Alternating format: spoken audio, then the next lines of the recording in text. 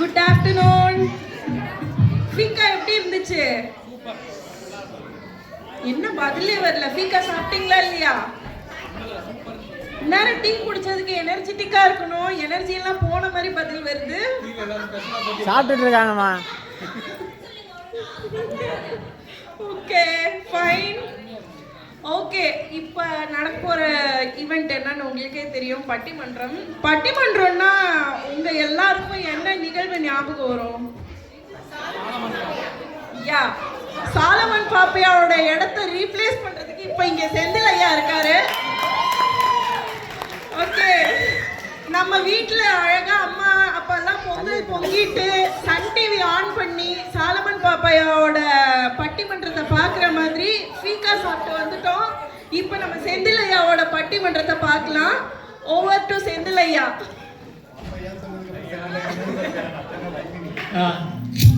எல்லாம் tea coffee tea ஃபீக்காலாம் முடிச்சுட்டு நல்லபடியாக வந்திருப்பீங்க. காதெல்லாம் நல்லா திறந்துருக்கோம். நல்லா கேட்டு என்ஜாய் பண்ணுங்கள். தலைப்பு என்னென்னா எல்லாம் நீங்களே படிச்சிருப்பீங்க. இன்றைய தலைமுறைக்கு அதுதான் மிஸ் ஆகிடுச்சு எங்கள் டாப்பிக்கில். அதனால்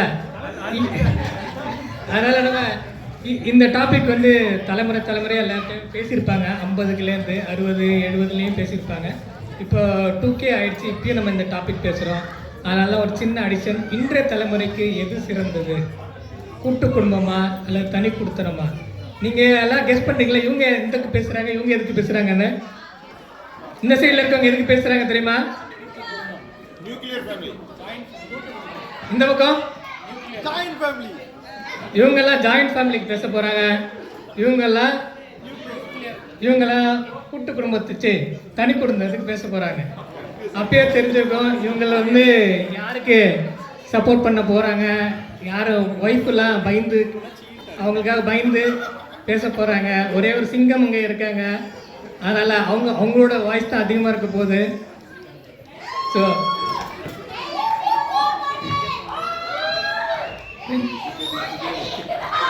முதலாவது இந்த சைடில் நம்ம இன்ட்ரடியூஸ் பண்ணுறேன். இங்கே ஜெயக்குமார், ஜெகதீஷ் அவர்கள், கார்த்திகேயன். இந்த சைடில் ஒரே ஒரு சிங்கமங்கை. அடுத்த தடவை இன்னும் நிறைய பேர் வரணும். ஸ்ரீஜா, பாலாஜி. அவர் பாடகர் மட்டும் இல்லை, நல்ல பேச்சாளர்னு ப்ரூவ் பண்ண இப்போ இருக்காரு. அப்புறம் நல்ல தயாளன் இருக்கார். மூத்த பேச்சாளர்னு சொல்கிறாங்க. சொல்லியாச்சு. ஓகே, காலெல்லாம் ரொம்ப மாறிட்டே வருது. நம்ம அப்பா அம்மா அவங்க பிறந்த ஊரில் இல்லை, அவங்க செய்கிற வேலை நம்ம செய்யலை, அவங்க இருக்கிற ஊரில் நம்ம இல்லை. அதனால் காலங்கள் வந்து மாறிட்டே இருக்கிறதால இந்த டாப்பிக்கான தீர்ப்பும் வந்து மாறிட்டே இருக்கும். இன்றைக்கி இந்த தீர்ப்பு இருக்கலாம், இன்னும் ஒரு 10 வருஷத்தில் மறுபடியும் மாறலாம். அதனால் இன்றைக்கி பஞ்சாயத்தில் என்ன முடிவு பண்ணுறோன்றதை கடைசியாக பார்க்கலாம். முதல் பேச வராரு ஜெய். ஜாயிண்ட் ஃபேமிலிக்காக பேச வராரு.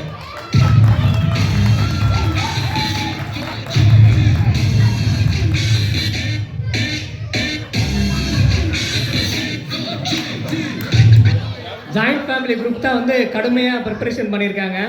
அவங்க மீட்டிங்லாம் வச்சு பாயிண்ட்ஸ்லாம் பிரித்து சாட் ஜிபிடிலாம் யூஸ் பண்ணியிருக்காங்க நிறைய பேர். அதனால் அவங்களுக்கு தெரியும் இவங்க கொஞ்சம் டஃப்பான கண்டஸ்டண்ட்டாக இருப்பாங்க. பார்க்கலாம். நன்றி நடுவர் அவர்களே. குடும்பத்துடன் ஒரு நிமிஷம், எல்லாருக்கும் 5 நிமிஷம் தான் கொடுப்போம். 5 நிமிஷத்துக்கு அப்புறம் ஒரு வார்னிங் கொடுப்பேன். அதுக்கப்புறம் நீங்கள் ஒரே ஒரு சென்டென்ஸ் மட்டும் பேசி முடிச்சுக்கலாம். நன்றி. குடும்பத்துடன் இந்த கூட்டு குடும்ப விழாவிற்கு வருகை தந்த நம் மக்களுக்கு என் முதற்கண் வணக்கங்கள். எமர்க்கும் என் நண்பர்களுக்கும் வாய்ப்பளித்த நடுவரும் வெஸ்ட்ராஸ் தமிழ் சங்கத்துக்கும் என் நன்றிகள். அது அங்கே இருக்காங்க. பிளாக் ஆர் திகாரே அட் வாத்தன். புரியல, எனக்கும் புரியல. அதேதான். அதாவது குடும்ப இணைப்பு எந்த பந்தத்தையோடும் உயர்ந்தது அப்படின்றது தான் அதோட விளக்கம். அதாவது குடும்பமாக இருக்கும் போது எல்லா பந்தங்களும் சேர்ந்து இருக்கும் போது தான் அந்த பந்தத்துக்கு உயர்வே கிடைக்குது. ஒரு தனிப்பட்ட பந்தத்துக்கு கிடையாது அப்படின்றது அதோட விளக்கம்.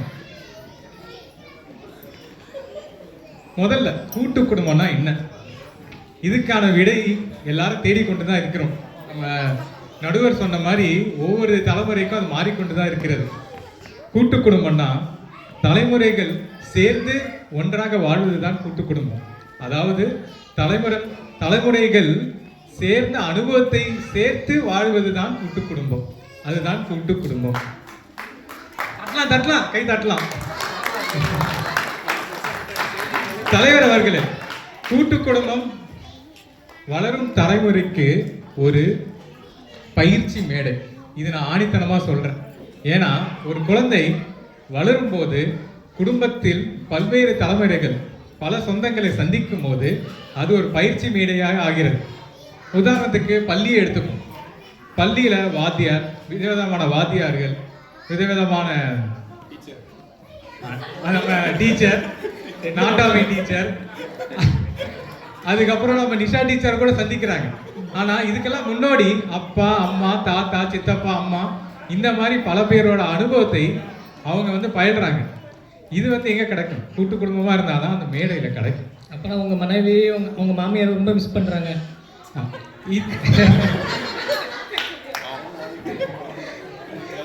அது மட்டும் இல்ல, குழந்தைங்களுக்கு இந்த பயிற்சி மேடை அவங்க வளர்ந்த பிறகு இன்னும் நல்லா உபயோகப்படும். ஏன்னா கூட்டு குடும்பமா இருக்கும் போதுதான் பல்வேறு சொந்தங்கள் வருவாங்க. தெரிந்த சொந்தம், தெரியாத சொந்தங்கள், அதாவது ஸ்ட்ரேஞ்சர்ஸ். அவங்க கூட எப்படி பழகணும்ட்டு அவங்க கூட்டு குடும்பமா இருக்கும் போது தான் அவங்களுக்கு தெரிய வரும். அதனால தான் இப்போல்லாம் கூட்டு குடும்பமா இல்லாதனால தான் இந்த ஆஃபீஸில் திடீர்னு ஏதாவது மீட்டிங் போட்டால் யாரையாவது பார்த்தா எல்லாம் மியூட் போட்டு சைலண்டாக உட்காந்துடுறாங்க. இதுவே குடும்பத்தோட பழகி இருந்தாலும் வச்சுக்கோங்களேன், எல்லாரும் ஈஸியாக பழகிருப்பாங்க. ஸோ இந்த பயிற்சி மேடை ரொம்ப முக்கியமானது. அப்புறம் ஆஃபீஸில் யாரையும் மதிக்கிறது இல்லை. இப்போ அது கூட இல்லை, சொந்தக்காரங்க இப்போ வீட்டுக்கு வரதா இருந்தால் வீட்டை கூட்டிட்டு வெளியில் போயிடுறாங்க. மெசேஜில் தான் பேசிக்கிறாங்க நண்பர்களே, அதுவும் சாட்டே பேசிடுது. அதுவும்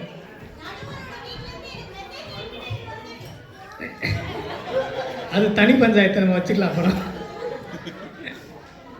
அதற்கு பிறகு நடுவரோட ஒரு கருத்துக்கு நான் முரண்படுகிறேன். அதாவது இந்த கூட்டு குடும்பமோ நியூக்ளியர் ஃபேமிலியோ தனி குடும்பம் அப்படின்னு சொல்லலாம். இது காலந்தோறும் மாறிக்கிட்டே இருக்கும் அப்படின்னு சொன்னார். பட் ஆனால் அது உண்மை இல்லை. இப்போது நம்ம எல்லாரும் ஏன் குடும்பத்தை விட்டு வெளில வரோம்?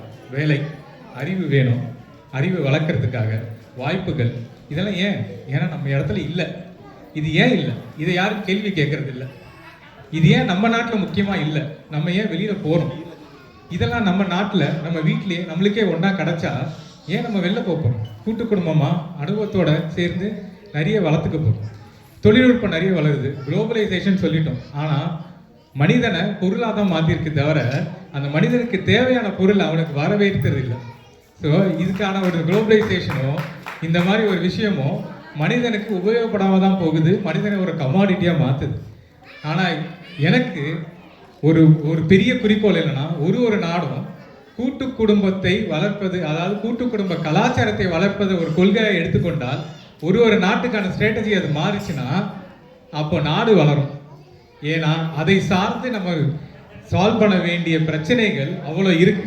அதை நம்ம ஒரு குறிக்கோளை எடுத்தா நாடு வளரும். நடுவர் அவர்களே, இதை என் ஆணித்தன கருத்தாக கூறிக்கொள்கிறேன். கூட்டு குடும்பம் நாட்டை வளர்க்கும், வீட்டை மட்டும் அல்ல. அதனால் உங்கள் கருத்தை நீங்கள் மாற்றிக்கொள்ளுங்கள்.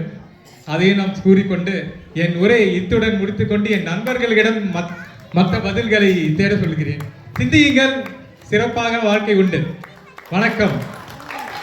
கூட்டு குடும்பத்தோட பிராண்ட் அம்பாசடரா நம்ம செய்ய மாற்றிடலாம். அவர் யாரும் வம்பு தும்புக்காச்சும் போனதா?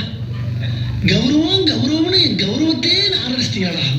சரி, மற்ற முதல்ல அவர் சொன்னது ஸ்வீடிஷ் டைலாக் தானே?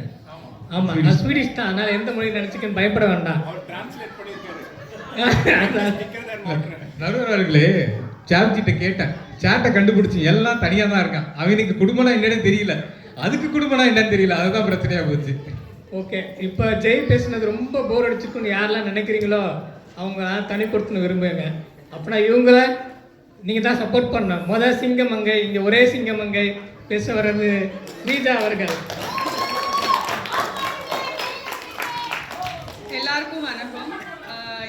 ஜெயலட்சுமி ஸ்ரீராம். நான் எங்கள் ஸ்வீடன் வந்து ஒரு 9 இயர்ஸ் ஆச்சு. நான் இன்னைக்கு வந்து பேச உள்ள தலைப்பு வந்து தனி குடும்பமே சிறந்தது. இந்த தலைப்பை நான் ஏன் தேர்ந்தெடுத்தேன்னா, நான் வந்து பெரும்பாலான என்னோட லைஃப் டைமில் வந்து சைல்ட்ஹுட்லேயும் சரி, இப்போ கல்யாணத்துக்கு அப்புறம் நான் எங்கள் ஸ்வீடனில் இருக்கிறதும் சரி, நியூக்ளியர் ஃபேமிலியாக தான் நாங்கள் இருக்கோம். That's it. நான் வந்து கல்யாணம் முடிச்சுட்டு கொஞ்ச நாட்கள் என்னோட மாமியார் அவங்க குடும்பத்தோட கூட்டு குடும்பமாக இருந்திருக்கேன். ப்ளஸ் என்னோட அம்மாவோட சிப்ளிங்ஸ் எல்லாருமே கூட்டு குடும்பமாக இருந்திருக்காங்க. 2 பக்கமும் பார்த்துட்டு எனக்கு தனி குடுத்தனம் ஒரு தனி குடும்பமே சிறந்ததுன்னு தோன்றதுனால தான் நான் இன்னைக்கு வந்து இந்த டாபிக் எடுத்திருக்கேன். ஸோ இங்கே இப்போ ஸ்வீடனில் எத்தனை பேர் கூட்டு குடும்பமாக இருக்கீங்க?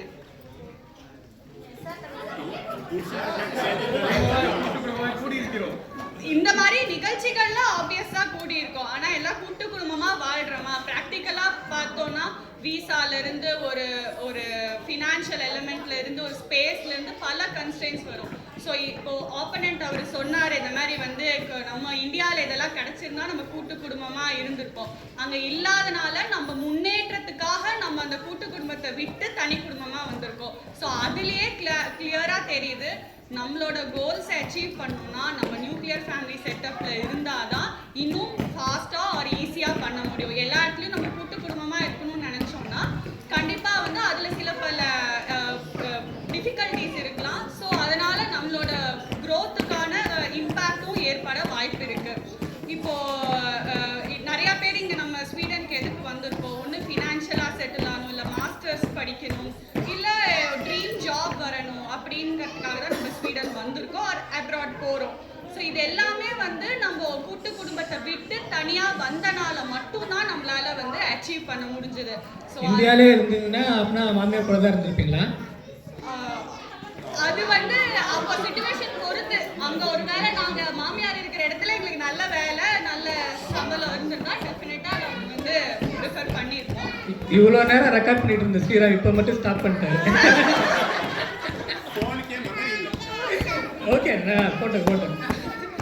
ஸோ அதுக்கப்புறம் இப்போ பார்த்தீங்கன்னா அந்த பக்கம் ஒரு கேர்ள் கூட இல்லை. ஸோ அதுலேயே தெரியுது மோஸ்ட் ஆஃப் த கேர்ள்ஸ்க்கு வந்து தனி குடும்பம் வந்து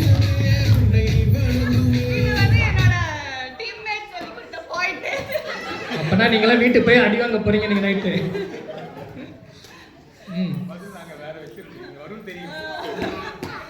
அண்ட் தட்ஸ் இட். இப்போ ஒரு கேர்ள் பெர்ஸ்பெக்டிவ்ல இருந்தே சொல்றேன். நாம வந்து இப்போ ஒரு நியூக்ளியர் ஃபேமிலினா நான் வந்து என்னோட கன்வீனியன்ஸ்க்கு ஏற்ற மாதிரி ட்ரெஸ் பண்ணலாம், என்னோட கன்வீனியன்ஸ்க்கு ஏற்ற மாதிரி நான் எழுந்திரிக்கலாம், நிறைய விஷயங்கள் பண்ணலாம். அதுவே வந்து ஒரு ஜாயிண்ட் ஃபேமிலி செட்டப்ல வந்து நான் ரொம்ப கான்ஷியஸா எல்லா டைமுமே ஏதோ ஒரு கேமரா வச்சு மானிட்டர் பண்ற மாதிரி ஒரு கான்ஷியஸ்னஸோட இருக்கிற மாதிரி இருக்கும். ஸோ நான் வந்து இப்போ ஷார்ட்ஸ் போடலாம், எது வேணா நான் நியூக்ளியர் ஃபேமிலியில் இருக்கிறப்போ எனக்கு எது வசதியாக இருக்கோ அதை பண்ணலாம். அது வந்து ஜாயிண்ட் ஃபேமிலியில் வந்து டெஃபினட்டாக வந்து எஸ்பெஷலி விமென்க்கு வந்து கொஞ்சம் பிரச்சனைகள் ஆர் ஒரு இன்கன்வீனியன்ஸ் வந்து டெஃபினட்டாக இருக்கும். எத்தனை பேர் இதுக்கு அக்ரி பண்ணுறீங்க? மாத்திர வேண்டியதான், மாமியார் ஷார்ட்ஸ் போட வச்சிட வேண்டியதான். எங்கள் மாமியார் ஷார்ட்ஸ் போடல, அட்லீஸ்ட் சுடிதார் போட்டிருக்காங்க. ஸோ நெக்ஸ்ட் இன்னும் ப்ராக்டிக்கலாக பேசணும்னா ஒரு ஹஸ்பண்ட் அண்ட் ஒய்ஃப் ரிலேஷன்ஷிப், அவங்களுக்குள்ள இருக்கிற அந்த சின்ன இன்டிமெசி, இதெல்லாமே வந்து ஒரு ஜாயிண்ட் ஃபேமிலியில் இருக்கிறப்போ கண்டிப்பாக வந்து ப்ராப்ளம்ஸ் வரும். அதுவே ஒரு நியூக்ளியர் ஃபேமிலியில் இருக்கும் போது ஒரு கேஷுவலாக கூட நார்மலாக தான் இருக்கும் எல்லாமே. பட் ஒரு ஜாயிண்ட் ஃபேமிலியில் இருக்கோன்னா இவங்க தப்பாக நினச்சிப்பாங்களோ, ஐயோ இது எப்படி இருக்கும், அது எப்படி ப்ரொஜெக்ட் ஆகும், இந்த மாதிரி கான்ஷியஸாக மற்றவங்கள பற்றியே நம்ம யோசிச்சுட்டு இருக்கிற மாதிரி இருக்கும். நம்மளோட ரிலேஷன்ஷிப்புக்கு இம்பார்ட்டன்ஸ் தரது கம்மியாயிடும். அண்ட் தேர்ட் பாயிண்ட், ஒரு நியூக்ளியர் ஃபேமிலியாக இருக்கிறப்போ எனக்கு முடியல அப்படின்னா என் ஹஸ்பண்டை வந்து நான் வந்து வேலை ஈஸியாக வாங்கலாம். அதே வந்து ஜாயிண்ட் ஃபேமிலினா நம்ம கொஞ்சம் யோசிக்கிற வேண்டிய என்ன நினைப்பாங்களோ மாமியார் அப்படியும் ஆமா. ஸோ அதனால வந்து என்னை பொறுத்த வரைக்கும் ஈவன் அந்த ஷேரிங் ஆஃப் ஒர்க் வந்து ரொம்ப இம்பார்ட்டன்ட். ஒரு ரிலேஷன்ஷிப் வந்து நல்லா எஸ்டாப்ளிஷ் ஆகிறதுக்கு அதுவும் ஈக்குவலி இம்பார்ட்டன்ட். ஸோ அதனால வந்து எனக்கு அது எல்லாமே வந்து ஒரு நியூக்ளியர் ஃபேமிலியில தான் வந்து நமக்கு கிடைக்கும்ட்டு இது பண்ணுறேன். லாஸ்ட் பாயிண்ட் வந்து கொஞ்சம் சீரியஸான பாயிண்ட். ஒரு ஃபினான்ஷியல் ஃபினான்ஷியல் எலிமெண்ட்ல இருந்து பேசுறேன். இப்போ லெட்ஸ் அஸ்யூம் ஒரு அண்ணன் தம்பி வந்து கூட்டு குடும்பமா இருக்காங்க. அண்ணன் ஃபேமிலி வந்து நல்லா வெல் ஆஃபா இருக்காங்க, பட் தம்பி ஃபேமிலி கஷ்டப்படுறாங்க அப்படின்னு எடுத்துக்கலாம். ஸோ ஓகே, ஒரு ஃபியூ மந்த்ஸ் ஒரு ஃபியூ இயர்ஸ் வந்து நம்ம சப்போர்ட் பண்ணலாம். பட் பெரும்பாலான சமயங்கள்ல அந்த சப்போர்ட் அப்படியே தின்னுறது கிடையாது. அது வந்து நெக்ஸ்ட் ஜென்ரேஷன் வர வரைக்கும் கூட கண்டினியூ ஆகுது. அப்போ வந்து ஒரு கட்டத்துல வந்து கடமையா இருக்கிறது வந்து சுமையாவும் பாரமாவும் மாறிடுது. அண்ட் எல்லாருமே ஹியூமன்ஸ் தான். ஸோ ஒரு கட்டத்துல நம்ம யோசிப்போம், நமக்குன்னு நம்ம எதுவுமே சேர்த்து வச்சுக்கலையே, எல்லாமே நம்ம விட்டுட்டோமா அப்படிங்கிற மாதிரி ஒரு தாட் வரப்போ ரிலேஷன்ஷிப்ல கண்டிப்பா ப்ராப்ளம்ஸ் வருது. ஸோ அதனால ஓகே, ஸோ அதனால லாஸ்ட் பாயிண்ட் என்னன்னா, என்னை பொறுத்த வரைக்கும் ஒரு ஃபினான்ஷியல் ஸ்டெபிலிட்டி, இண்டிபெண்டா டெசிஷன் எடுக்கிறது, பிளஸ் ஒரு ரிலேஷன்ஷிப்பை வெல்லா எஸ்டாப்ளிஷ் பண்றதுக்கு, இது எல்லாத்துக்குமே வந்து நியூக்ளியர் ஃபேமிலி தான் பெஸ்ட்.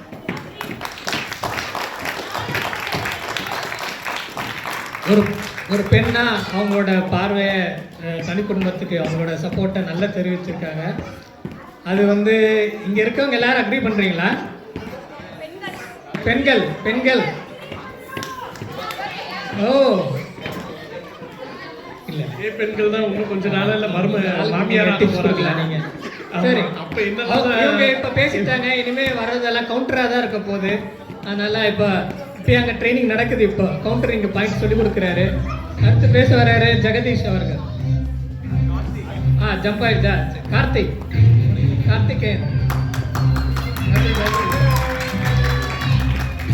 நம்ம வீட்டு பொங்கல் திருவிழாவுக்கு பார்வையாளர்களாக வந்திருக்கிறவர்களுக்கும், பாலை போன்ற தூய்மையான கூட்டு குடும்பத்தை ஆதரிக்க வந்திருக்கிறவர்களுக்கும், அந்த பாலில் தண்ணீரை கலைப்பதை போல் வந்திருக்கும் எதிரணியினருக்கும், பாலையும் தண்ணீரையும் பிரித்து ஆடக்கூடிய அன்னப்பறவை போல் அமர்ந்திருக்கும் நடுவர் அவர்களுக்கும் பொங்கல் திருநாள் வாழ்த்துக்கள், வணக்கங்கள். ஐயா அவங்க வந்து நிறைய அவங்களோட இதெல்லாம் வச்சுருந்தாங்க. தனி குடித்தனம் இருக்கிறத பற்றி நிறைய இது சொல்லியிருந்தாங்க. நாங்கள் இங்கே இதில் இருந்து என்ன சொல்கிறோன்னா, தனி குடித்தனம் எங்கே கொண்டு போய் விடும் அப்படின்னு கேட்டிங்கன்னு வைங்களேன், 2 பேர் சம்பாதிச்சு பிளிங்கிட்டில் ஆர்டர் போட்டு டிங்க்குன்னு கல்ச்சரு, அது என்னன்னு தெரியுதுங்களா? டிங்க்குன்னா நாசமா போயிடும்ன்றீங்க. ஆமாம், அதுதாங்க, வேற ஒன்றும் இல்லை. டிங்க்குன்னு ஒரு கல்ச்சருக்குள்ள போய் கடைசியில டங்குன்னு ஒரு நாள் திரும்பி பார்த்தாங்கன்னா ஒண்ணுமே இருக்காது. என்னடா வாழ்ந்தோம் அப்படின்னா இவங்க 2 பேர் மட்டும்தான் இருந்திருப்பாங்களே தவிர வேற ஒண்ணுமே இருக்காது. இப்போ நம்ம எல்லாருக்கும் வந்து ஒரு வரப்பிரசாதம் என்னன்னா, இந்த தனி குடித்தனத்தோட பாதிப்பை வந்து கண்கூட பார்க்கறதுக்கு நம்மளுக்கு ஒரு வாய்ப்பு கிடைச்சிருக்கு. அது என்னன்னு கேட்டிங்கன்னா, இந்த மேற்கத்திய வாழ்க்கை முறை தான். நம்ம இங்கே வந்து பார்க்குறோம், ஸ்வீடனில் இப்போ என்ன கல்ச்சர் இருக்குது, இந்த மாதிரி மேற்கத்திய நாடுகளில் இருக்கிற கல்ச்சர் என்ன அப்படின்ட்டு. அவங்க இப்போ பெரும்பாலும் சந்திக்கக்கூடிய இன்னல் என்ன அப்படின்னு பார்த்தீங்கன்னா, பாப்புலேஷன் கம்மியாகுது, மக்கள் தொகை வீழ்ச்சி, அவங்களுக்கான ஒர்க் ஃபோர்ஸ் இல்லை. அப்போ இது எங்கே இப்போ நம்மளும் இதே கல்ச்சருக்குள்ளே போகும்போது என்ன ஆகுது அப்படின்னா, இயற்கையோட சமநிலை வந்து இங்கே தவறுதுங்க ஐயா. இயற்கையோட இது அடிப்படை இது என்ன, பல்கி பெருகுதல் தான் இயற்கை. இயற்கையோட சமநிலை தவறும் போது நம்ம எதிர்கொள்ளக்கூடியது சுனாமி வருது, கொரோனா வருது. கொரோனான்னு வரும்போது அந்த மாதிரி ஒரு இயற்கை பேரிடர் வரும்போது தான் வந்து கூட்டு குடும்பத்தோட முக்கியத்துவம் வந்து இன்னும் நல்லா தெரியுது. இப்போ முன்னாடி பேசுனவங்க சொன்னாங்க, ஃபினான்ஷியலாக நாங்கள் வந்து இண்டிபெண்ட்டாக இருக்கோன்னுட்டு. அதாவது ஒருத்தங்க வந்து நல்லா இருக்கும்போது இன்னொருத்தங்களை வந்து பாரமாக நம்ம யோசிக்கிறோம். அதே இந்த ஒரு கேட்டஸ்ட்ரோஃபி வரும்போது நம்மளுக்கு வேலை வந்து ஒரு பொருளாதார மந்த நிலையில் நம்ம இருக்கிறோம் அப்படின்னா நம்ம வந்து இப்போ நம்ம சொல்கிற பாயிண்ட் நம்ம அக்செப்ட் பண்ணிப்போமா? தம்பியை தூக்கி விடணும் அப்படின்னு நம்ம தம்பியாக இருந்தோன்னா எப்படி யோசிப்போம்? அது அந்தந்த கால சூழ்நிலைகள் வரும்போது இயற்கை சமநிலை தவறும் போது ஒவ்வொருத்தவங்களுக்கு ஏற்றம் இறக்கம் என்பது வரதான் செய்யும். அப்போ இயற்கை சமநிலையில இருக்கணும் அப்படின்னா நம்ம இயற்கையோட இருக்கிறது தான் நம்ம பார்க்கணும். அது இயற்கையோட ஒன்றி வாழறது எது? கூட்டு குடும்பம் மட்டும்தான் வந்து இயற்கையோட ஒன்றி வாழக்கூடிய ஒரு கூட்டு குடும்பம் தான் அறத்தை தூக்கி நிறுத்துதுன்னு சொல்றாரு. ஆமாங்கய்யா, அதே அதே அதே பார்க்கலாம் என்ன நடக்குதுன்னு. இன்னொரு ஒரு முக்கியமான இது சொல்லியிருந்தாங்க. நம்ம வந்து இங்க இருக்கிறவங்க எல்லாருமே வந்து குடும்பத்தோடவா இருக்கிறோம் நம்ம அப்படின்னுட்டு. நான் வந்து எஸ்ரா அவர்களோட பேச்சை கேட்கும்போது அவர் வந்து ஒரு விஷயத்தை அழகா கையாள்வார். என்னன்னா, எனக்கும் இன்னொருத்தவங்களுக்கும் தூரங்கள் அதிகம், இடைவெளி குறைவு அப்படின்வாரு. தூரம் இடைவெளி ரெண்டுமே வந்து கேட்கறதுக்கு ஒன்னே மாதிரி இருக்கும், ஆனா ரெண்டும் வேற வேற. நானும் அவங்களும் வந்து ரொம்ப தூரத்துல இருக்கோம். எங்க வீடு, எங்க அம்மாவும் எங்க அப்பாவும் தூரத்துல இருக்கும். ஆனா எங்க இருவருக்கு எங்க இடைவெளின்னு பாத்தீங்கன்னா கம்மி. ஏன்னா நான் இங்க என்ன பண்றேனோ அவங்க என்ன பண்றாங்கன்ற கருத்து பரிமாற்றங்கள் நடக்கும்போது நாங்க தூரத்துல இருந்தாலும் எங்களுக்குள்ள இடைவெளி இல்லாம இருக்கு. அதை தான் வந்து நம்ம இங்க கூட்டு குடும்பமா நம்ம வந்து கன்சிடர் பண்ணணும். நம்ம வந்து தனி குடுத்தனம் கூட்டு குடும்பம் அப்படின்ற இதுல இந்த இடைவெளியை தாங்க வந்து நம்ம முக்கியத்துவமா பார்க்கணும். அதாவது வாரத்துக்கு ஒரு தடவை பேசுறது, இல்ல மாசத்துக்கு ஒரு தடவை பேசுறது, அவங்க என்ன பண்றாங்கன்னு தெரியாம. நான் ஸ்வீடன்ல தான் இருக்கேன், இருந்தாலும் எங்க அம்மா அப்பா அங்க இருந்தாலும் நாங்க கூட்டு குடும்பமா தான் இருக்கோம். அதேதாங்க, அந்த தூரத்துல இருக்கோம், ஆனா எங்களுக்குள்ள கேப்பே கிடையாது, இடைவெளியே இல்லைன்னு சொல்றாரு. அதேதான், physically we are separated, so we are connected with our soul அப்படின்னு சொல்லலாம். இல்லை உங்களோட உணர்வுகள் மூலமா நீங்க எப்ப இணைந்து இருக்கிறீங்களோ, இப்ப இருக்கிற காலகட்டம், நீங்க இந்த பட்டிமன்றத்தை ஆரம்பிக்கும் போது சொன்னீங்க இது காலங்காலமா மாறிக்கிட்டே வருது. இப்ப இருக்கிற காலத்துல நம்மளுக்கு இடைவெளிகள் வந்து இதா இருந்தாலும் மனதளவுல நம்ம ஒன்றி இருக்கணும். அதை தான் வந்து நம்ம இப்ப கூட்டு குடும்பமா வந்து கன்சிடர் பண்ணணும். அதுதாங்க, இது நேரமின்மை காரணமாக என்னோட உரை இதோட நான் வந்து முடிச்சுக்கிறேன். ஆமா, நன்றி நன்றி. நானும் கார்த்திக் எல்லாரும் ஒரே இடத்துல தான் வேலை செய்கிறோம். எங்கள் மேனேஜரை அவரை பார்த்தோன்னா தள்ளி போயிடுவாங்க. கார்த்திக் நிறுத்தவே மாட்டார் அவரோட பேச்சை. ஆனால் இங்கே 5 மணி சொல்லி நிப்பாட்டியிருக்கேன், அதனால தான் நிறுத்தியிருக்காரு. ஓகே, அவர் வந்து ரொம்ப எமோஷனலாக சொல்கிறாரு. நாங்கள் வந்து நான் தனியாக தான் ஸ்வீடனில் தான் இருக்கேன். இவங்க சொன்னாங்க நம்ம பிழைக்கிறதுக்காக இங்கே ஸ்வீடன் வந்திருக்கோம், அது ஒரு தனி கொடுத்தனம் தான், அதனால் நாங்கள் தனியாக இருக்கோம் அப்படின்னு இவங்க கருத்து. ஆனால் நான் பிழைக்கிறதுக்காக ஸ்வீடன் வந்திருக்கேன், இருந்தாலும் எங்கள் அம்மா அப்பாவுக்கும் எனக்கும் கேப்பே கிடையாது, நாங்கள் கூட்டு குடும்பமாக தான் இருக்கான்னு அவரோட வாதம். அடுத்து இங்கே பேச போகிறது பாலாஜி. அனைவருக்கும் வணக்கம். இந்த வார்த்தை மட்டும்தான் தமிழில் இருக்கும், மற்றதெல்லாம் இங்கிலீஷோட கலந்து இருக்கும், கொஞ்சம் அட்ஜஸ்ட் பண்ணிக்கோங்க. அதான் பாட்டு பாடாமல் இருக்கிறதுக்கு ட்ரை பண்ணுறேன். பாலாஜி, நான் வச்சதான் ரூல்ஸ்.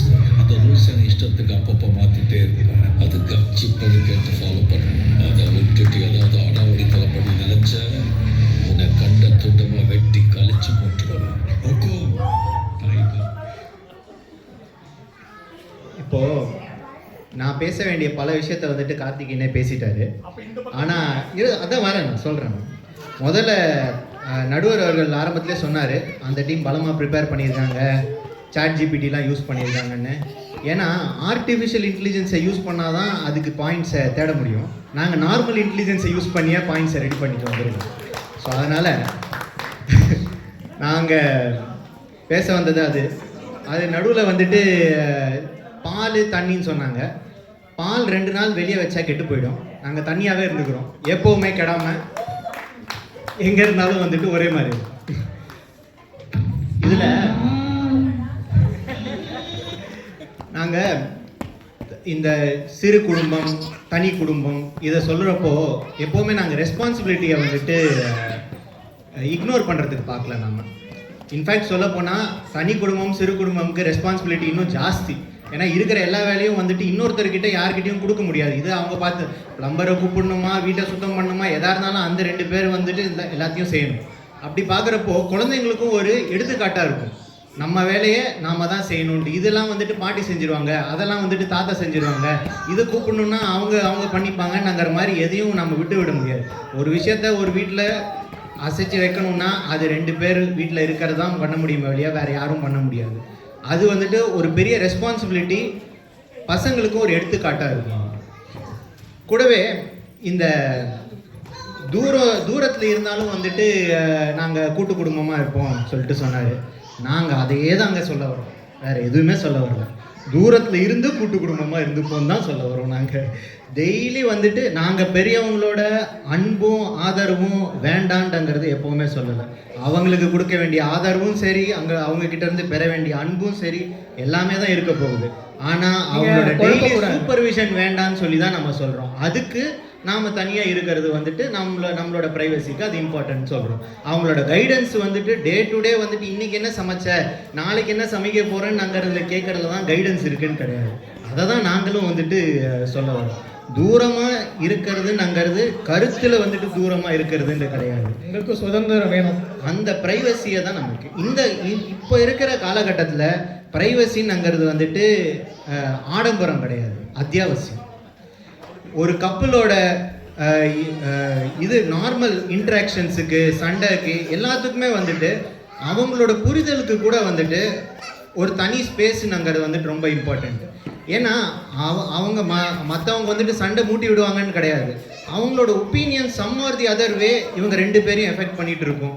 அதனால் இவங்களுக்குள்ளே வந்துட்டு அந்த மறுபடியும் அதுக்கான சொல்யூஷனே வராமல் இருக்கும். அதே தனியாக இருந்தாங்களா வேறு வழியே இல்லையே, 2 பேரும் வந்துட்டு வேறு எங்கேயும் பார்க்கவே முடியாது, 2 செவத்தை தான் பார்த்துட்டு இருக்கணும். அதுக்கப்புறம் மறுபடியும் பேசி தானே ஆகணும். அதெல்லாம் வந்துட்டு உங்களுக்கு தனி குடும்பத்தில் மட்டும்தான், ஒரு சிறு குடும்பம், ஒரு நியூக்ளியர் ஃபேமிலி, இதில் தான் வந்துட்டு நமக்கு கிடைக்கும். அதுக்கப்புறம் பார்த்தீங்கன்னா இன்றைய தலைமுறைன்னு சொன்னோம். இன்றைய தலைமுறைனா என்ன, எல்லாருமே வந்துட்டு ஆன்லைன் மீட்டிங்கு, டீம்ஸ் மீட்டிங்கு எல்லாமே இருக்குது. அப்படி இருக்கும்போது புருஷனுக்கு ஒரு டைமில் மீட்டிங் இருக்கும், பொண்டாட்டிக்கு ஒரு டைமில் மீட்டிங் இருக்கும், பசங்களுக்கு எக்ஸ்ட்ரா கிளாஸு இல்லை ஏதோ ஒரு ஆக்டிவிட்டின்னு சொல்லிட்டு அவங்களுக்கு ஒரு ஆன்லைன் மீட்டிங்ன்ட்டு இருக்கும். இது எல்லாத்தையும் வந்துட்டு இன்னொரு குடும்பமும் வீட்டில் இருந்துச்சுன்னா நினச்சி பாருங்களேன், வீடு லைப்ரரி மாதிரி தான் மெயின்டைன் பண்ணும். எப்போ யாருக்கு என்ன மீட்டிங்குன்னு சொல்லிட்டு போர்டில் எழுதி வச்சுட்டு அதுக்கு தகுந்த மாதிரி எல்லாரும் சைலண்ட்டாக உட்காரதை தவிர வேறு வழி கிடையாது. இல்லை அவங்கவுங்க வந்துட்டு அவங்கவுங்க டைமை வந்துட்டு பார்த்துட்டு இருப்பாங்க. அதை தான் வந்துட்டு நாங்கள் தனியாக அவங்கவுங்க வீட்டில் வந்துட்டு பண்ணுங்கள். நீங்கள் வந்துட்டு ஒரு ரூமில் வச்சு, நமக்கு ஒர்க் ஃப்ரம் ஹோமுக்கு ஒரு ரூம் வேணும், பசங்களுக்கு ஒரு ரூம் வேணும், ஒய்ஃப் ஒர்க்கிங்னா அவங்களுக்கு ஒரு ரூம் வேணும். இப்போ இருக்கிற பொருளாதாரத்துக்கு நம்ம எவ்வளோ பெரிய வீடுங்கயா வாங்குறது, தாத்தா பாட்டிக்கு ஒரு ரூமு, இவங்களுக்கு ஒரு ரூமுன்ட்டு. இதனால் நான் சொல்ல வர்றது என்னென்னா, நியூக்ளியர் ஃபேமிலிக்கு இருக்கிறதுல இம்பார்ட்டண்ட் ஃப்ரீடம் இருக்கும், பீஸ் ஆஃப் மைண்ட் இருக்கும், எல்லாத்துக்கும் மேலே ரெஸ்பெக்ட் இருக்கும். நன்றி.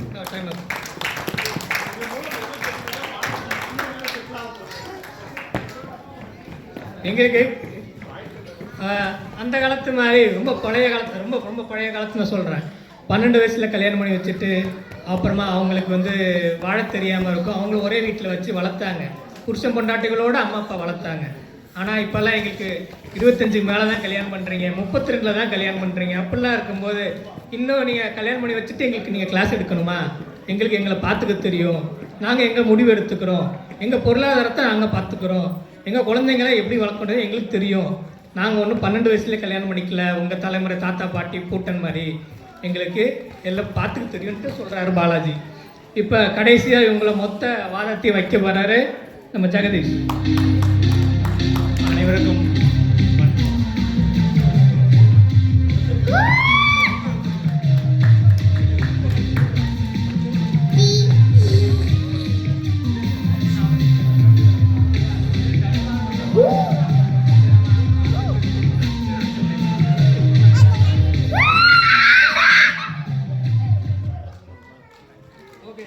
அனைவருக்கும் வணக்கம். இப்போது கூட்டு குடும்பம்னு எதுக்கு நாங்கள் பேச வந்திருக்கோம்னா, யாரும் பேசுறதுக்கு இல்லை, அதனால தான் பேச வந்திருக்கோம்னு நினைக்காதீங்க தயவு செய்து. நாங்கள் அதில் இருக்க உண்மையான விஷயத்த புரிஞ்சுக்கிட்டு தான் இங்கே பேச வந்திருக்கோம். ஏன்னா எங்களால் இங்கே கூட்டு குடும்பமாக வாழ முடியலனாலும் அதில் இருக்க என்ன நல்ல விஷயம் அதை 4 பேத்துக்கு சொன்னால் நம்மளால யாராவது சிந்திப்பாங்களோ அப்படிங்கிற ஒரு நல்ல எண்ணத்துக்கு தான் வந்திருக்கோம்.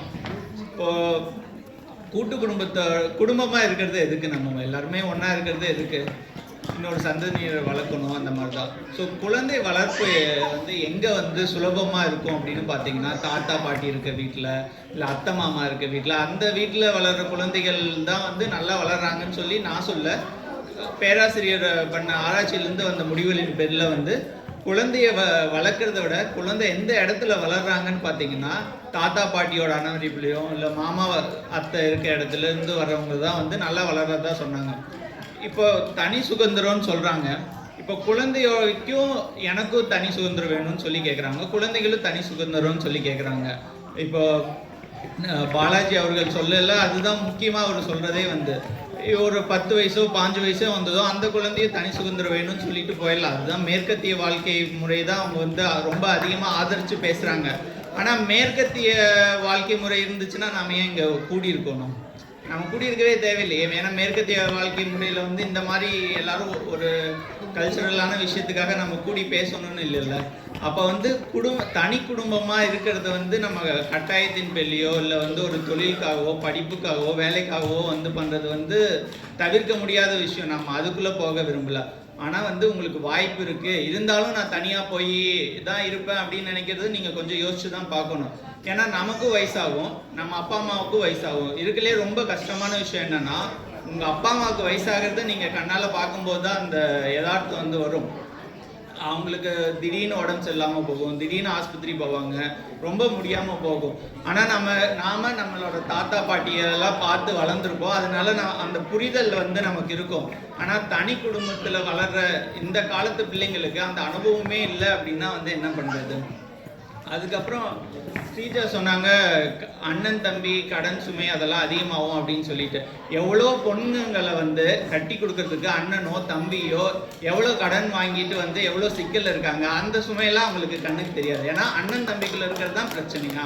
ஏன்னா அதுவும் அப்போ அக்கா தங்கச்சிக்குள்ளே இருக்கிறது இல்லை அண்ணன் தம்பி அதை மட்டும் நாம் ஏன் வந்து யோசிக்கிறோம் அப்படின்னா வந்து இது அவங்களுக்குள்ளே இருக்கிற ஒரு சில சிக்கல்களை வந்து அவங்கனால தீர்க்க முடியல. சிக்கலை தீர்க்கிறதுக்கு பதிலாக நான் சிக்கலை விட்டு நகர்ந்து போகிறேன் அப்படிங்கிறது தான் வந்து முடிவா அப்படின்னா அதை நம்ம யோசிச்சு தான் பார்க்கணும். நம்ம வந்து தவிர்க்க முடியாத சூழ்நிலையினால தனியாக இருந்தாலும் நண்பர் சொன்ன மாதிரி நம்ம மனதளவில் வந்து நம்ம ஊரில் இருக்க பெற்றோர்களோட உறவினரோடையோ வந்து ஒன்றா தான் இருக்கும். நம்ம யோசிச்சா அவங்களால கனெக்ட் பண்ண முடியுது. அந்த விஷயம்தான் ரொம்ப முக்கியம் அப்படின்னு சொல்லிட்டு யோசிக்கிறோம். இப்போ இந்த தலைமுறையில் வந்து ஆண்களும் பெண்களும் சமமாக தான் நடத்தப்படுறாங்க. ஆண் என்ன வேலை செஞ்சாலும் சரி அதே வேலையை வந்து பெண்கள் வந்து செய்ய தான் பார்க்குறாங்க. இங்கே வந்திருக்க பெண்கள்லேயே எவ்வளோ பேர் வந்து டிரைவிங் வந்து கற்றுட்ருக்கீங்க? எவ்வளோ பேர் கற்றுருக்கீங்க? யாருக்கெல்லாம் டிரைவிங் வந்து ஓட்ட தெரியும்? பரவாயில்ல, ஒரு 2-3 பேர் இருக்கீங்க. ஆனால் கற்றுக்கலாம்னு சொல்லி எவ்வளோ பேருக்கு ஆசை இருக்குது? எல்லாருக்கும் இருக்கு இல்லையா? அப்போ வந்து இங்கே எல்லாத்துக்கும் சமமான வாய்ப்புகள் இருக்காங்க. அது வந்து நம்ம அடைய முடியல அப்படிங்கிறது வந்து வேற பிரச்சனை. ஆனால் சமமான வாய்ப்புகள் இருக்குது. யாருமே வந்து இங்கே வந்து பண்ணக்கூடாதுன்னு சொல்ல எந்த ஆண்களும் வந்து. ஸோ அதனால வந்து ஆண் பெண் தனி சுதந்திரங்கிறதையும் தாண்டி ஒரு பெற்றோர் தாத்தா பாட்டியோடு வளர்கிற குழந்தைகள் வந்து மிக சிறப்பாக வளருவாங்க. அதுக்கு வாய்ப்பு இருந்தால் அதுக்கு வாய்ப்பு அளிங்க அப்படின்னு சொல்லிட்டு தான் வந்து நாங்கள் பேச வந்திருக்கோம். மிக்க நன்றி. நன்றி நன்றி தலைவரே. எங்களோட முடிவுரை நான் ஒரு முக்கியமான ஒரு பதிவோட முடிச்சு கொள்கிறேன். அதாவது கூட்டு குடும்பம் எப்போ கஷ்டமாச்சுன்னா இந்த ஆணாதிக்கம் சாவனிசம் தலை தூங்கி நிற்கும் போது அந்த கல்ச்சரல் வேல்யூஸை அது வந்து பிளாக் பண்ணிடுச்சு. அது வந்து நிறைய பெண்களுக்கு சில சிக்கல்களை ஏற்பட்டுருச்சு. இந்த நச்சுகள் கூட்டு குடும்பத்தில் வந்ததால தான் எல்லாரும் வேற மாதிரி யோசிக்க ஆரம்பித்தாங்க. அந்த நச்சுகளை தான் நம்ம சால்வ் பண்ண தவிர கல்ச்சரை வந்து அழிக்கக்கூடாது.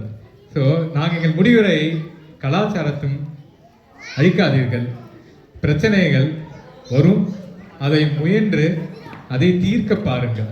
இதுதான் எங்கள் முடிவுரை. வணக்கம். நன்றி நடுவர். நன்றி நன்றி.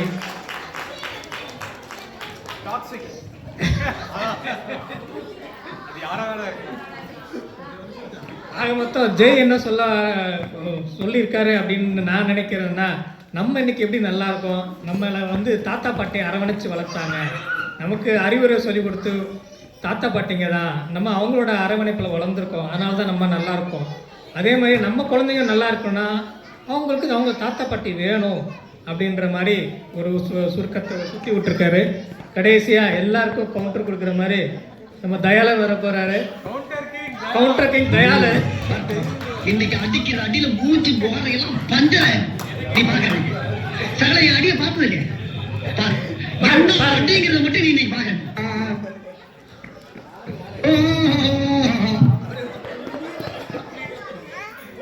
நல்ல மேட்ச் ஆகுது அந்த மியூசிக் ஒரு எக்ஸ்பிரஷனுக்கு.